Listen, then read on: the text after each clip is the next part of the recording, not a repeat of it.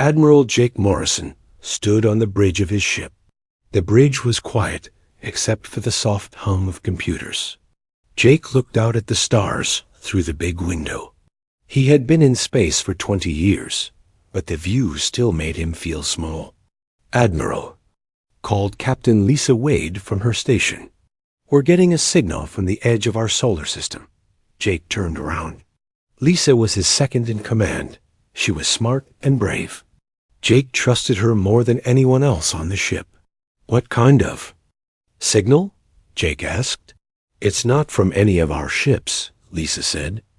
Her voice was worried. "It's coming from something big. Really big."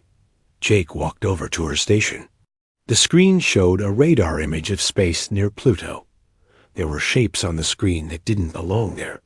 The shapes were huge. "How many ships?" Jake asked.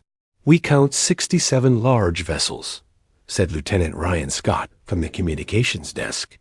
"They're all in formation. They're waiting for something." Jake felt his heart beat faster.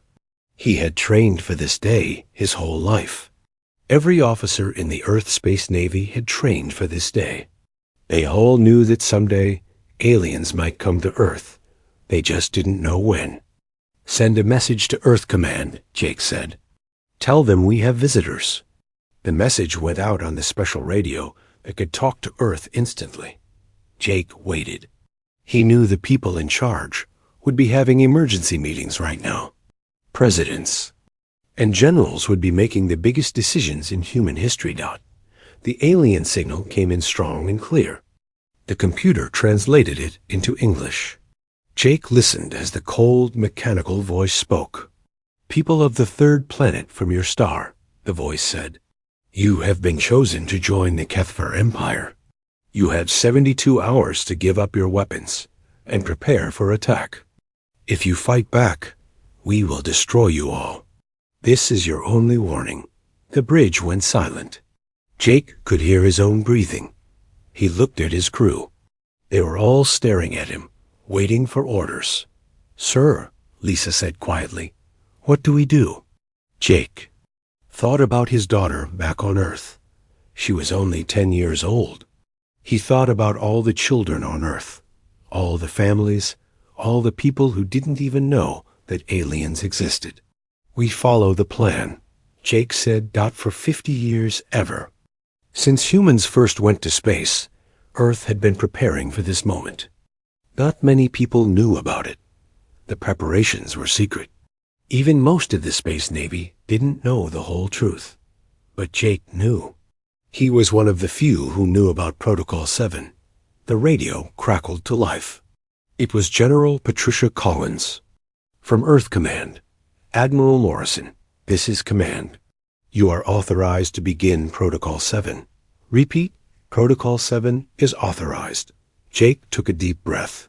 "Understood, Command. Beginning Protocol 7. He turned to his crew. "Listen. Up, everyone. Today we find out if 50 years of preparation was worth it. Lisa, send the signal to all ships. Tell them it's time." Lisa's fingers moved quickly over her controls. All across the solar system, human ships got the message. Ships that had been hiding behind asteroids and moons. Ships that had been pretending to be space junk. Ships that the aliens didn't know existed. "Signal sent," Lisa said. "All ships are responding. They're ready." Jake looked at the screen showing the alien fleet.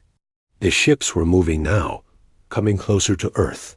They looked like giant metal insects, all sharp edges and dark surfaces. Each ship was bigger than anything humans had ever built. "How long do we have?" Jake asked. "At their current speed, they'll reach Earth in 60 hours, Ryan said. Jake nodded. That gave them 12 hours before the deadline. 12 hours to show the aliens that humans were not as simple as they looked. Down on Earth, Dr. Elena Rodriguez was working in a secret base under the mountains of Colorado. She had been working on her project for 20 years. Most people thought her ideas were crazy, but the government had given her money anyway, just in case. the quantum field generators. Are ready? She told her team. All stations report green lights. The generators were Elena's life work. They could create a field that would stop alien ships from working. It was based on math that most scientists said was impossible, but Elena had proven them wrong. Dr. Rodriguez, her assistant said, we're getting reports that the alien fleet is moving toward Earth. Elena smiled. She had been waiting for this day. Then it's time to show them what humans can do. Back on Jake's ship, the crew was busy preparing. They checked their weapons, ran tests on their systems, and got ready for the biggest fight in human history.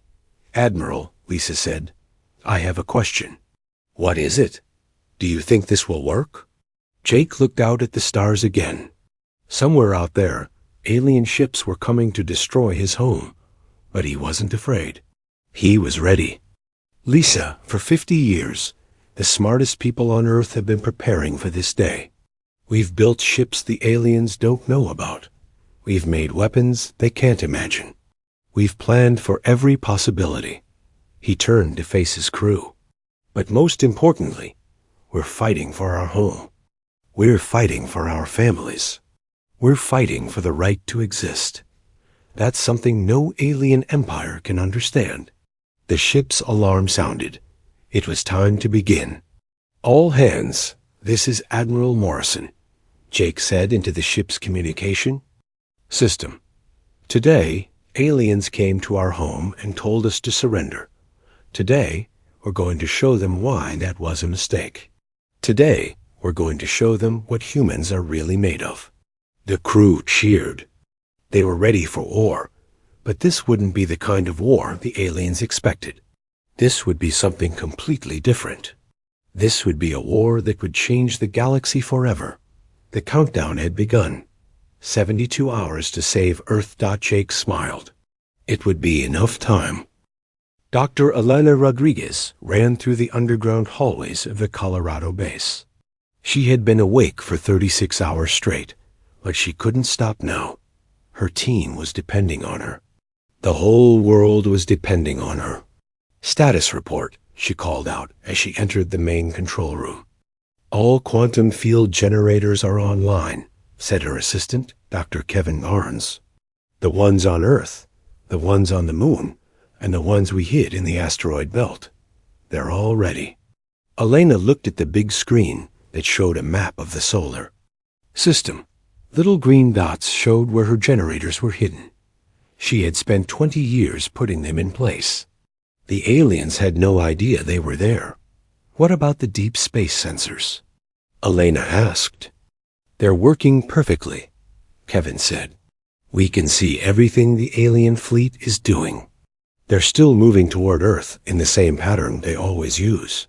Elena smiled. That was the aliens' first mistake. They did everything the same way, every time. For the past 10 years, humans had been secretly listening to alien radio signals from other star systems. They had learned how the Kethver Empire worked. First, the aliens would send their threat. Then they would wait exactly 72 hours. Then they would attack in the same formation they always used. They never changed their plan because it always worked. But this time would be different. Lieutenant Commander Ryan Scott was working at the space station above Earth. The station looked like a simple research base, but that was not the truth. Hidden inside were the most powerful weapons humans had ever built. Ryan, called Captain Danny Lewis from the command center. How are the weapon systems? All systems are ready, sir, Ryan said. The particle cannons are charged. The missile pods are loaded. The shield generators are at full power. Danny nodded. The space station was the key to Earth's defense. But the aliens didn't know that. They thought it was just a place where humans did science experiments. Any word from the lunar base? Danny asked. Commander Julie Adams reports all systems green. Ryan said, the moon base is ready for action. Down on Earth, General Patricia Collins was in the war room deep under the Pentagon. She was talking to military leaders from every country on Earth. This was bigger than any one nation. This was about saving the human race. The alien fleet will reach Earth in 34 hours, she told the group. That gives us 2 hours after their deadline to act. Are we sure the plan will work? Asked General Liu Chun from China. We've run computer simulations 1,000 times, Patricia said. The math is solid. Dr. Rodriguez's quantum field will stop their ships cold. But what if we're wrong? Asked General Pierre Dubois from France. Patricia looked at the faces around the table. These were the bravest people on Earth. They had all volunteered to make the hardest decision in human history. If we're wrong, then we all die fighting, she said. But if we're right, then we save not just Earth, but every world the aliens have conquered. Meanwhile, Admiral Jake Morrison was meeting with his ship captains.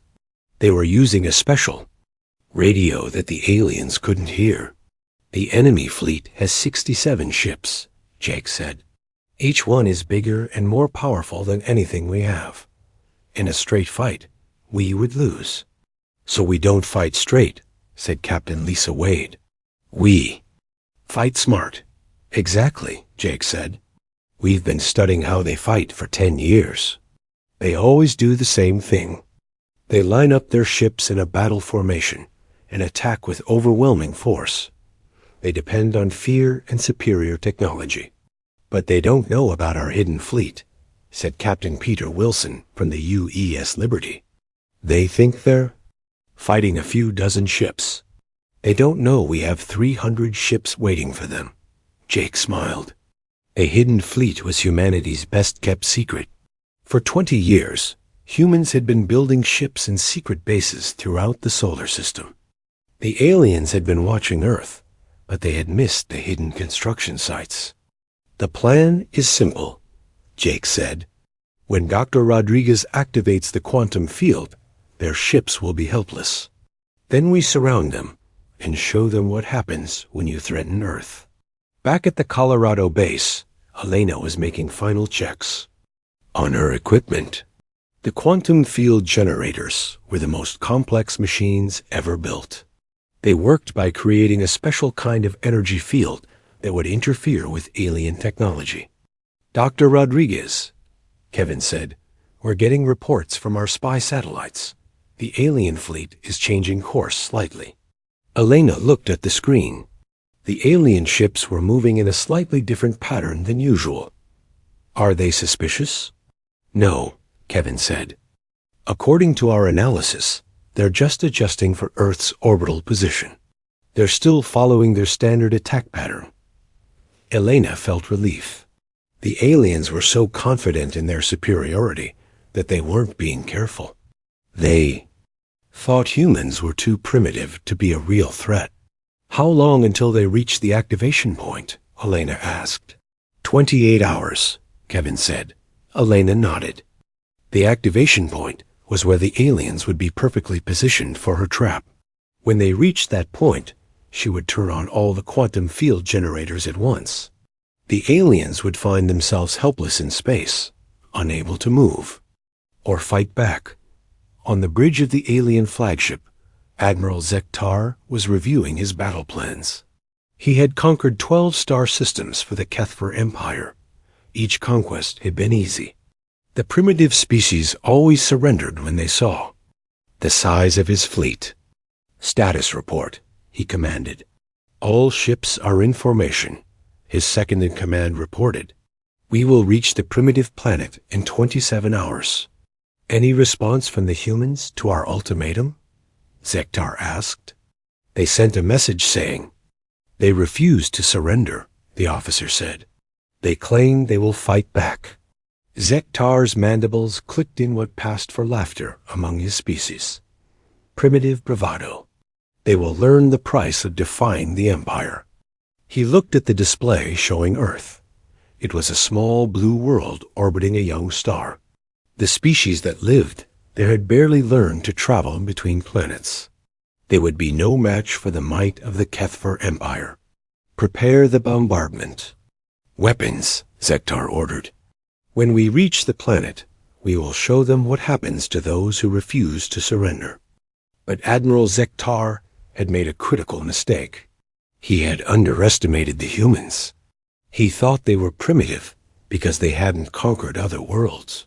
He thought they were weak because they hadn't built a galactic empire. What he didn't understand was that humans had used their time differently. Instead of conquering others, they had prepared to defend themselves. Instead of building an empire, they had built the most advanced defense system in the galaxy. In just 27 hours. Admiral Zektar would learn that sometimes the biggest mistake a warrior can make is underestimating his enemy. The countdown continued. Earth was ready. The trap was set. The 72-hour deadline was almost over. Admiral Jake Morrison stood on his bridge, watching the alien fleet move closer to Earth. The HFY ships looked like giant metal monsters crawling through space. Time remaining? Jake asked. 30 minutes until their deadline, Captain Lisa Wade replied. The alien fleet is moving into attack position. Jake nodded. Everything was going according to plan. The aliens were doing exactly what they always did. They were so confident that they weren't even being careful. Signal from Earth Command, Lisa said. General Collins wants to speak with you. Jake put on his headset. This is Morrison. Admiral, this is Collins. Are you ready for your reply to the aliens? Jake looked at his crew. They were all watching him. These brave men and women had volunteered to fight against impossible odds, to save their home world. We're ready, General. Send the message. Down on Earth, General Patricia Collins was in the war room. She had been awake for 2 days straight, but she couldn't rest now. The most important moment in human history was about to happen. Dr. Rodriguez, what's the status of the quantum field generators? She asked. All systems are ready, Elena replied. Over the radio, I'm monitoring the alien fleet's position. When they reach the target zone, I'll activate the field. How long will it take? Patricia asked. The field will activate instantly across the entire solar system, Elena said. The aliens won't have time to react, Patricia nodded. She opened a channel to Jake Morrison. Admiral, it's time to send our reply. Jake took a deep breath. He had practiced this message many times, but now it was real. The whole galaxy would hear what he was about to say. Open a channel to the alien flagship, Jake ordered. Channel. Open, sir, Ryan Scott said. Jake spoke clearly and calmly. To Admiral Zektar and the HFY Empire. This is Admiral Morrison of the United Earth Space Navy. We have received your ultimatum. We reject it completely. You have made one mistake in your calculations. You assumed we were helpless. You assumed we were primitive. You assumed we would surrender without a fight. This is our reply. Jake paused. Then he said the words that would change everything. Dr. Rodriguez, activate the quantum field. Now. In the underground base in Colorado, Elena Rodriguez pressed the activation button. All across the solar system, quantum field generators came online at the same moment. The field was invisible, but its effects were immediate. On the alien flagship, Admiral Zektar felt his ship suddenly shake. Warning lights flashed across the bridge. His crew looked confused and scared. What's happening? Zektar demanded. Sir, the engines have stopped working, his chief engineer reported. All propulsion systems are offline.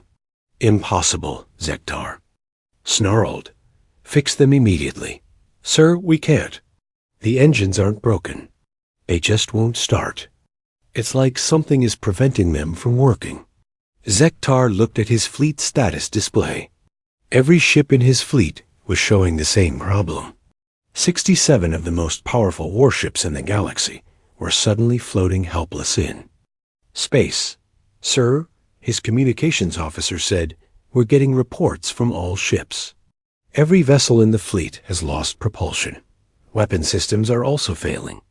Zektar couldn't believe what he was hearing. The Kethver Empire had the most advanced technology in the galaxy.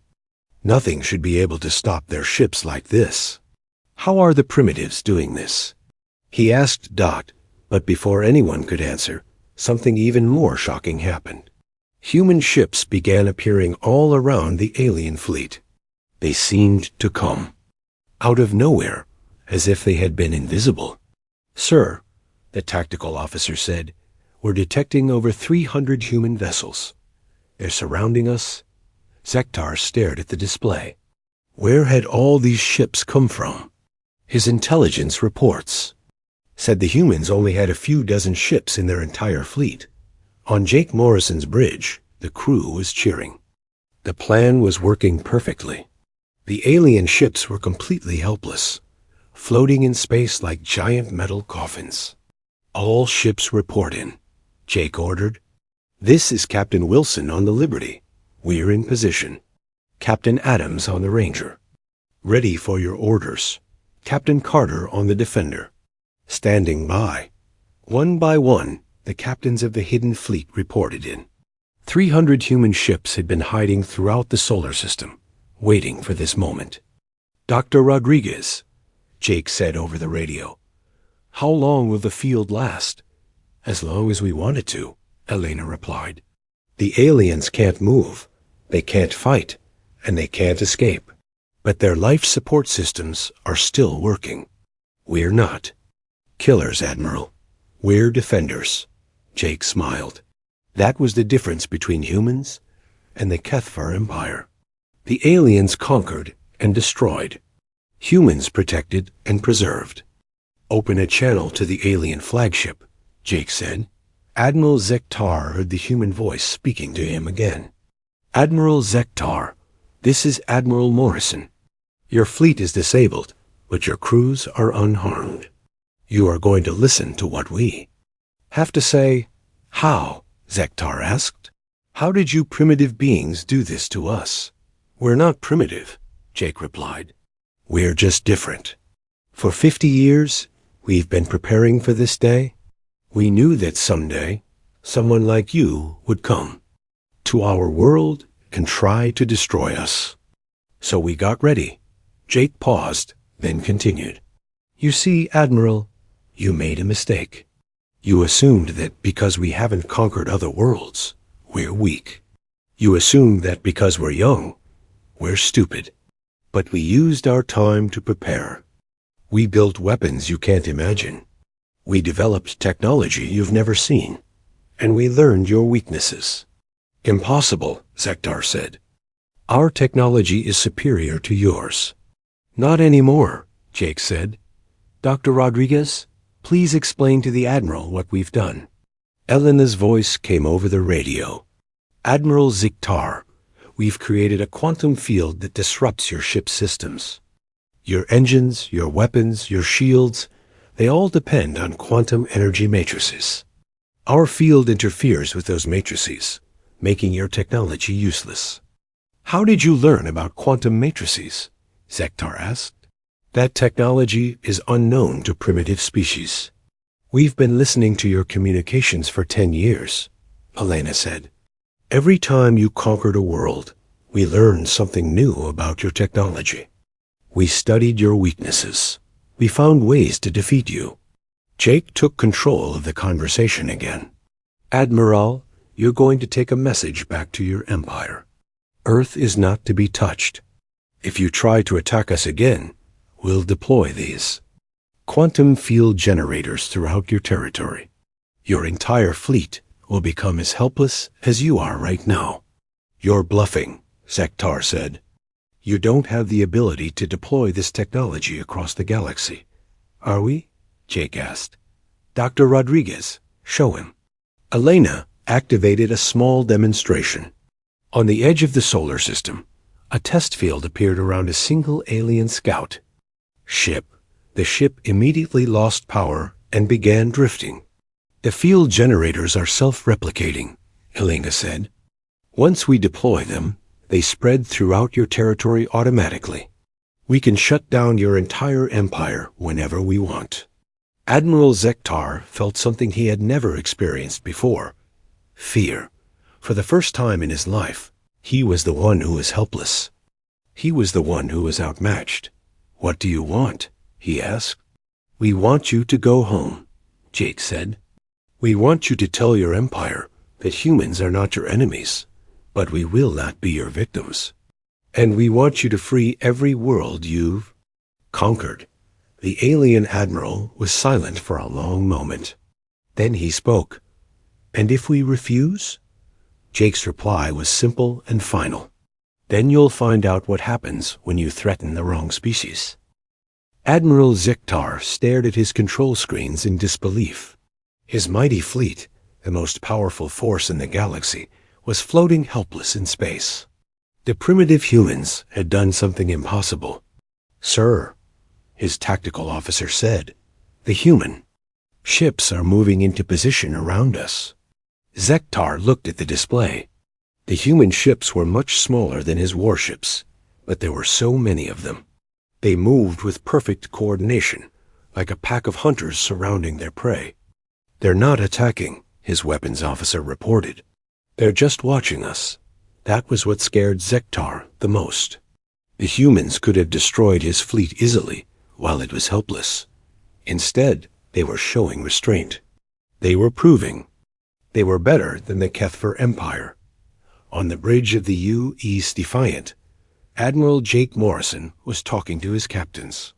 The human fleet had surrounded the alien ships, but Jake had given strict orders not to fire unless attacked. "All ships." "This is Admiral Morrison," he said. "Remember, we're not here to destroy. We're here to send a message. Hold your positions and wait for my command." Captain Liza Wade looked at the tactical display. "Sir, we could destroy their entire fleet right now. They can't fight back." "That's exactly why we won't," Jake said. "If we destroy them, we become just like them. We become the bullies of the galaxy. That's not who we are." Jake opened a channel to the alien flagship. "Admiral Zektar, I want to show you something. I want you to see what mercy looks like." On the alien ship, Zektar received a data transmission from the humans. It showed recordings of the Kethfer Empire's previous conquests. It showed alien ships destroying cities, killing millions of innocent people, enslaving entire worlds. "This is what you do to species that resist you," Jake said. "You destroy them completely. You show no mercy. You give no second chances." Zektar watched the recordings. He had been proud of those conquests. Each destroyed world was a victory for the Empire. But seeing them now, through human eyes, he felt something strange. Was this what other species called shame? "Now watch this," Jake said. The recording changed. It showed the human fleet surrounding the disabled Kethfer ships. It showed human weapons powered down. It showed human ships keeping their distance, protecting the helpless aliens from any threat. "This is what mercy looks like," Jake said. "We could destroy you right now. We could end your empire in an hour, but we won't, because that's not who we are." Dr. Elena Rodriguez was monitoring the quantum field from her base in Colorado. The field was stable and strong. The alien ships would remain helpless as long as she kept it active. "Dr. Rodriguez," her assistant Kevin said, "we're getting reports from our spy satellites. The alien empire is sending reinforcements." Elena looked at the screen. 3 more fleets were heading toward Earth from different directions. Each fleet was bigger than the one that was already captured. "How long until they arrive?" Elena asked. "The first fleet will be here in 6 hours," Kevin said. "The other 2 will arrive in 12 and 18 hours. Elena smiled. The aliens were making another mistake. They thought they could overpower Earth with more ships. They didn't understand that it wouldn't matter how many ships they brought. "Inform Admiral Morrison," Elena said. "Tell him we're about to have more visitors." On the Defiant, Jake received Elena's message. He wasn't surprised. The Kethver Empire had never faced a defeat like this before. They would try to save face by sending more ships. "All ships, this is Admiral Morrison," he announced. "We have more alien fleets incoming. Prepare for Phase 2 of the operation." Phase 2 was the demonstration. If the first alien fleet hadn't been enough to convince the Empire, then the humans would have to show them what real power looked like.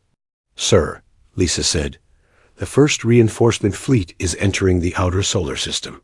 Jake looked at the tactical display. The new fleet had over 100 ships, all bigger and more powerful than the ones they had already captured. "Open a channel to the new fleet," Jake ordered. "This is Admiral Morrison of the United Earth Space Navy," Jake said. "You are entering Earth's solar system without permission. Turn around now, or you will share the fate of your comrades." The reply came from the commander of the new fleet. "This is Admiral Kethron of the Imperial Navy. Release our ships immediately, or we will destroy your primitive world." Jake sighed. The aliens never learned. "Dr. Rodriguez, extend the quantum field to include the new fleet." "With pleasure," Elena replied. The quantum field expanded instantly. The new alien fleet suddenly found themselves in the same situation as the first one. Over 100 mighty warships became helpless metal boxes floating in space. "Impossible," Admiral Kethron said over the radio. "How are you doing this?" "Admiral Kethron," Jake said, "let me explain something to you. 50 years ago, humans detected the first signs of your empire expanding toward our region of space. We could have panicked. We could have tried to run and hide. Instead, we did something different. We prepared." Jake paused to let that sink in. "We studied your empire. We learned your technology. We found your weaknesses.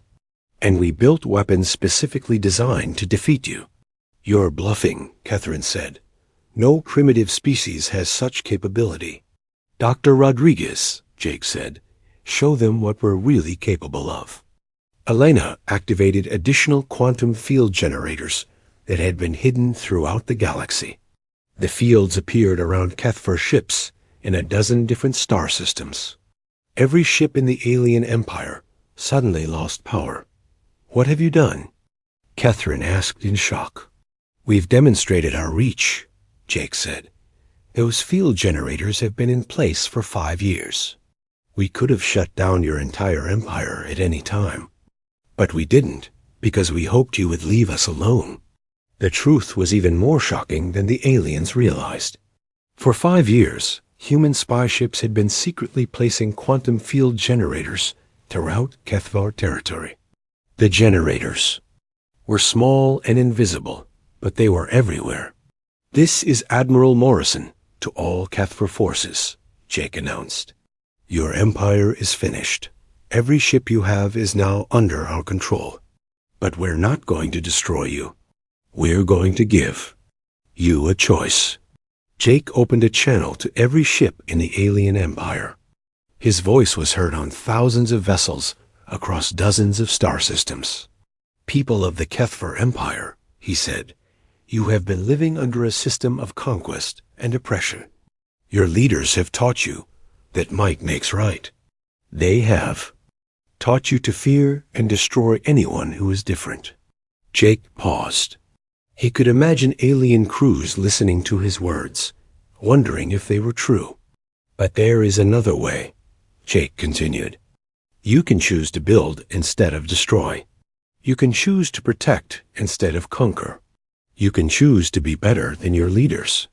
On the flagship of the first alien fleet, Admiral Zektar was listening to Jake's words. For the first time in his life, he was hearing ideas that his empire had never taught him. Ideas about mercy. Ideas about choice. Ideas about being better. "What are you offering?" Zektar asked. "We're offering you freedom," Jake said. "Freedom from an empire that sends you to die conquering innocent worlds. Freedom to choose your own path. Freedom to be more than just soldiers. Jake's offer was simple. Any alien who wanted to leave the Empire could do so. Any world that wanted independence could have it. Any species that wanted to govern itself could make that choice. And if we refuse, Zektar asked, then you'll remain exactly where you are, Jake said, helpless, floating in space, forever. The alien admiral was quiet for a long moment. Then he asked the question that would change everything. What about the worlds we've conquered?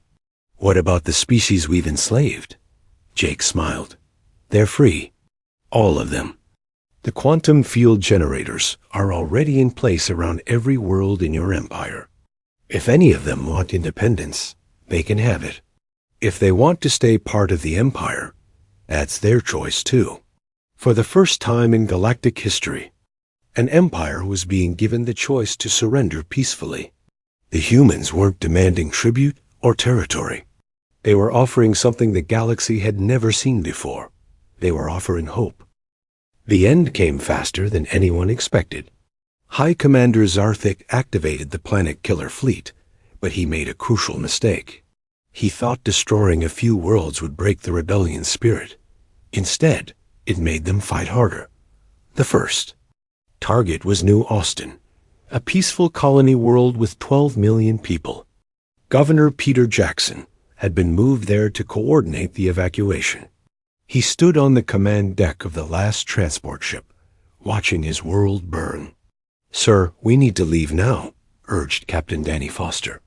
"The Planet Killer will be here in 10 minutes. Peter nodded, but he did not move. 12 million people. His people. Most had escaped, but thousands were still down there.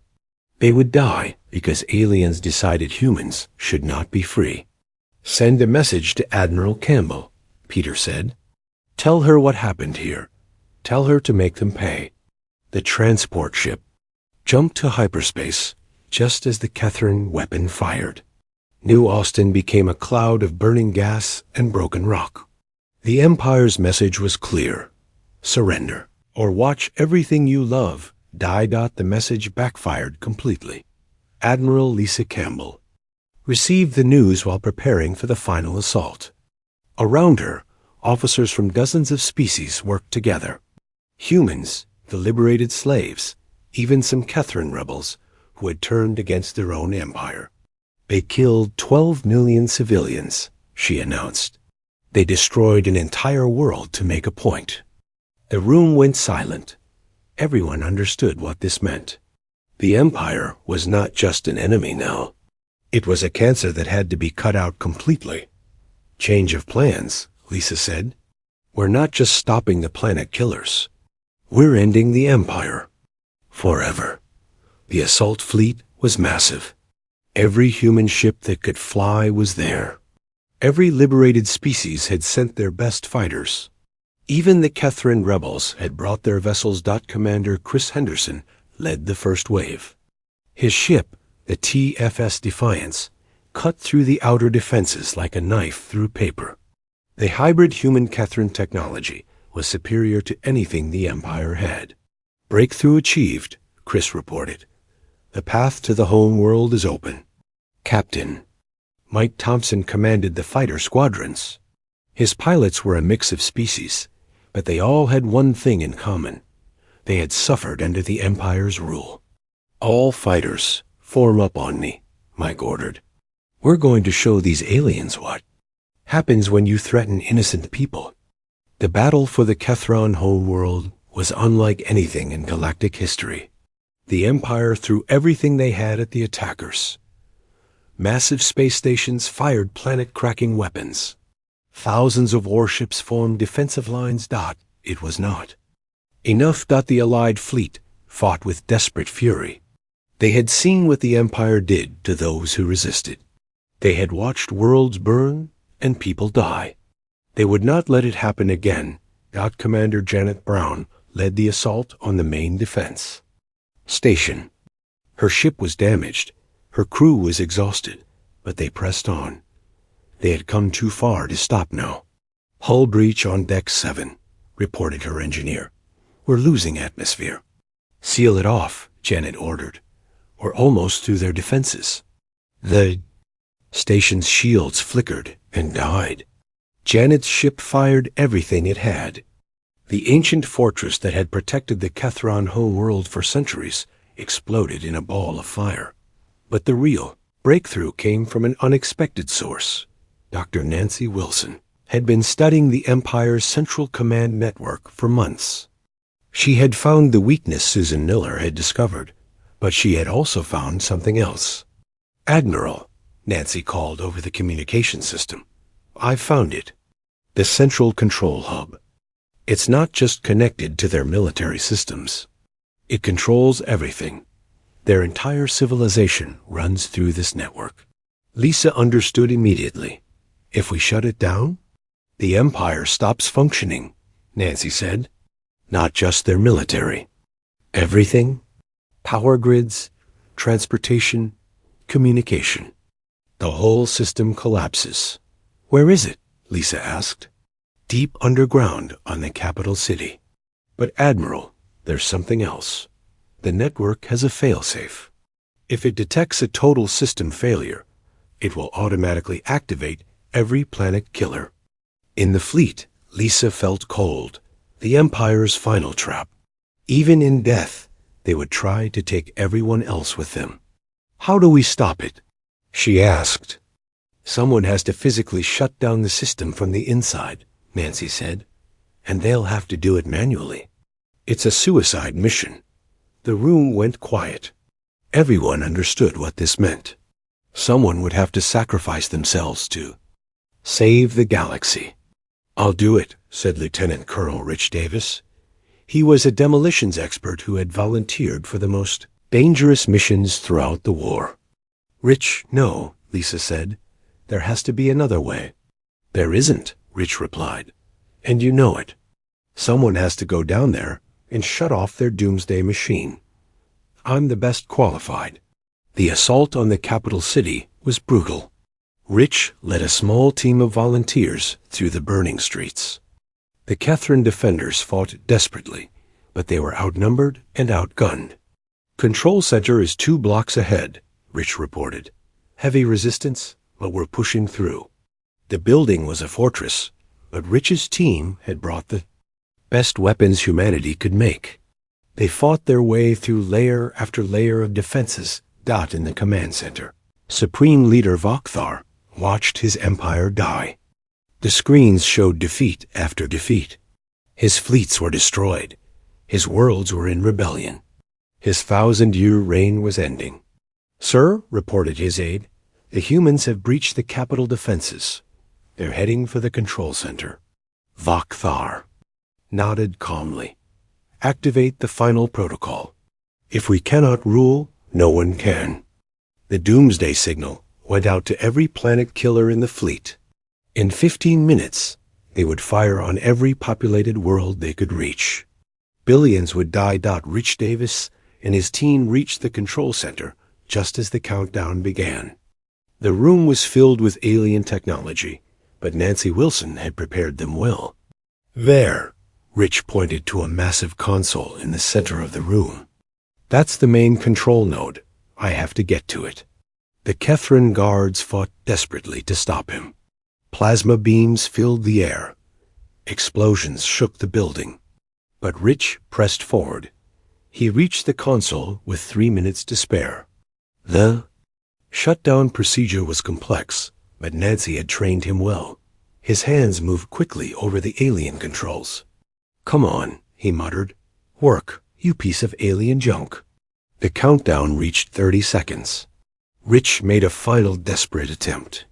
He ripped out a handful of control circuits and jammed them back in different slots. The system flickered and died.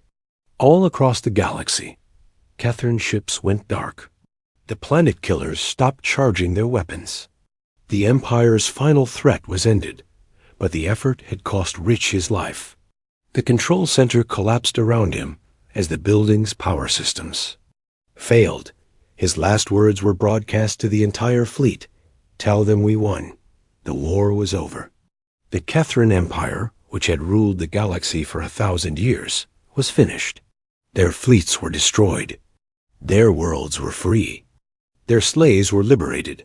High Commander Zarthik was brought before Admiral Campbell as a prisoner. The proud alien warrior looked broken and defeated. "How?" he asked. "How did you do it?" "We had superior technology.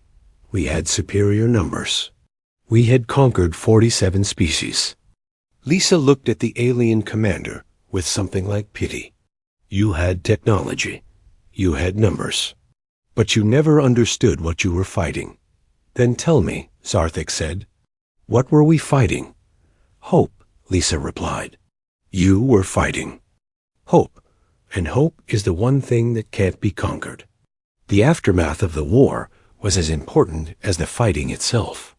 The galaxy was free, but it needed a new way to govern itself. The humans could have taken control, but they chose something different. The Galactic Coalition was formed as a partnership of equals. Every species had a voice. Every world had rights.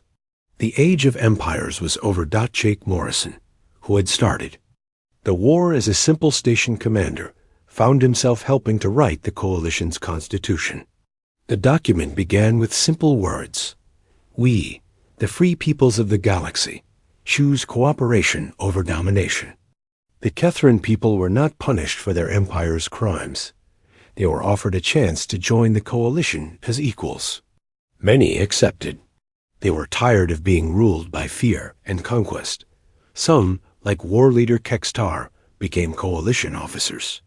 They helped hunt down the few remaining Empire loyalists who still terrorized remote worlds. "We were wrong," Kextar told Jake during one joint mission. "We thought strength meant making others afraid. You showed us that real strength means making others free." The war had lasted 2 years. It had cost millions of lives. But it had also given birth to something new. A galaxy where species worked together. Instead of conquering each other, Dr. Helen Garcia, now head of Coalition Science, made sure that the Empire's weapons of mass destruction were destroyed. "Never again," she said. "No one should have the power to destroy entire worlds." The Coalition's first major project was rebuilding the worlds the Empire had damaged. New Austin was restored. The liberated species were helped to rebuild their civilizations. The galaxy began to heal. Years later, children across the galaxy would learn about the war in their schools. They would learn about the humans who refused to surrender.